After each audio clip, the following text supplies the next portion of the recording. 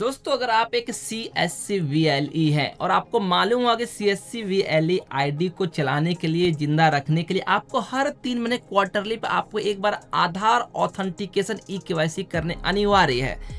इस बार फिर से आपको करने ऑप्शन दिया गया, लेकिन इस बार आपको सामने कोई तरह का पॉपअप देखने को यहाँ पे नहीं मिल रहा है। लेकिन आप देखोगे बढ़िया से डैशबोर्ड के अंदर तो आपको यहाँ पे मैंडेटरी eKYC एंड ऑपरेटर इन दोनों के लिए नेसेसरी हो गया है। तो आज की इस वीडियो में हम जानेंगे किस प्रकार एक CSCVLE अपना eKYC कराकर अपनी आईडी को सेव कर सकते हैं ताकि उसकी आईडी को बंद ना हो जाए और वो अपनी सर्विस को कंटिन्यू दे सके। और इस पे इस्तेमाल करने में, KYC करने में हमको किन परिशानियों का सामना करना पड़ सकता है और उसे हम पार करते हुए अपनी eKYC कर प्रोसेस को करेंगे, जानेंगे। वीडियो काफी इंफॉर्मेटिव होने वाली। अगर आप एक CSCVLE है तो इस वीडियो को बिना एक भी पल स्किप किए एंड तक बने रहिएगा। जैसे अपने आप CSC आईडी अपने कंप्यूटर में जाते हैं, कैसे कंप्यूटर PC लैपटॉप सही होती है तो आप उसमें लॉगिन करोगे तो यहाँ पे आपको कुछ डिटेल्स आपको देखने को मिलेगी। यहाँ पे mandatory eKYC for VLE and operator red colour में आपको देखने को मिलेगा। इस पे आपको क्लिक कर देना है। यहाँ पे आपकी प्रोफाइल खुलेगी, लेकिन आप यहाँ पे कई सारे नए ऑप्शन देखने मिलेगा आपको, जैसे VLE क्रेडिबिलिटी है, चेंज पासवर्ड, चेंज एम्पलीफाई।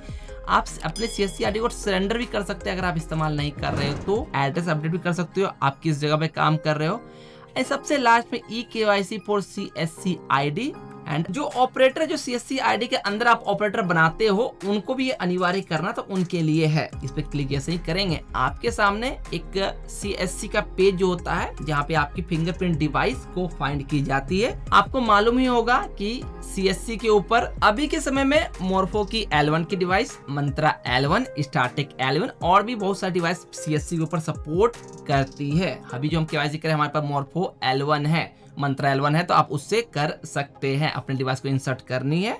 आपको रेडी आने के बाद यहाँ पे unable to detect register biometric device दिखती है तो आपको डिवाइस लगाने के बाद एक बार फिर से रिफ्रेश करना है। रिफ्रेश करने के बाद आपके यहाँ पे फिर से स्कैन ली जाएगी, फिर दोबारा से काट के आप दोबारा इस पर ट्राई करेंगे तो आपका डिवाइस ग्रीन में फाइंड हो जाएगा। टिक करने के बाद आपको स्टार्ट कैप्चर पे क्लिक करनी है। पहली इशू जो बहुत लोगों के पास जो आती है CSCVLE को वो है कि ये जो ऑप्शन है स्टार्ट कैप्चर, उनके कंप्यूटर में डिस्प्ले की रेजोल्यूशन कम होने के कारण उनको इस प्रकार दिखता है, ऊपर नीचे करते हुए इतना ही दिखता है, इसके आगे कुछ नहीं दिखता है। तो वो क्या करेंगे, तो वो अपने कंप्यूटर अगर क्रोम ब्राउजर यूज कर रहे हो तो 3 डॉट पे क्लिक करेंगे। यहाँ पे आपको जूम, ये जूम दिखेगा, इसमें आपको माइनस बटन पे क्लिक करने है, कम करना है इसको। आप कम अगर करते जाओगे तो आपको यहाँ पे के पेज छोटी होगी और आपको कैप्चर का ऑप्शन यहाँ पे इजिली दिख जाएगा। आप चाहो तो कंट्रोल बटन दबाकर अपने माउस की जो गोल वाली होती है स्क्रॉल जिसे करते पेज को अप एंड डाउन, उसे भी आप अप एंड डाउन करेंगे, आपके छोटा बड़ा हो जाएगा।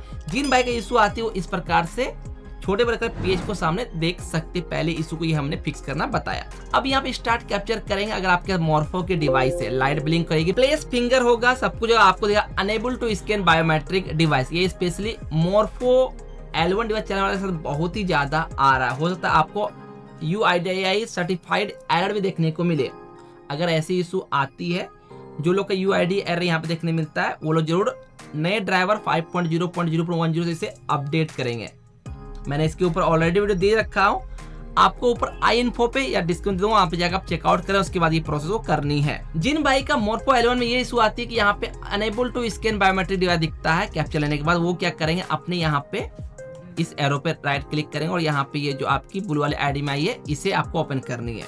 ये ऑप्शन आपको नहीं दिखे तो आप कंप्यूटर ऑन करते हो, यस नो ऑप्शन आता है, यस करेंगे तो ये आपको दिखेगा। आपको यहाँ पे टॉप पे कॉन्फ़िगरेशन ऑप्शन मिले, इस पे क्लिक कर सिंगल में क्लिक करिए। HTTP है ना, इसे आपको यहाँ से चेंज कर लोकल होस्ट करना और सेव कर लेना है। तो यहाँ पे आपको फिर से रिस्टार्ट होगा। कैप्चर रेडी आने के बाद आप पुनः यहाँ पे आपको पेज ऐसी आती है तो एक बार ऊपर रिफ्रेश क्लिक करें या काट के दोबारा ओपन करेंगे।